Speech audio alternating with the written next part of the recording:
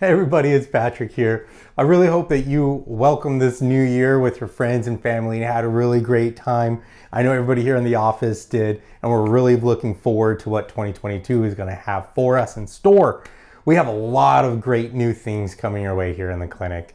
We are moving into a new office space. A lot more information for that for you will be coming. Of course, we're starting the new year with Erin Tung, our new nurse practitioner. Many of you have already met her. Many of you will soon meet her. I know we've been getting a lot of feedback already. Everybody loves her so far. I know you will too. Once you get a chance to sit down and just chat with her, she is amazing. And then for some of you that have been around a little while, you may remember we do our Wellness Matters series.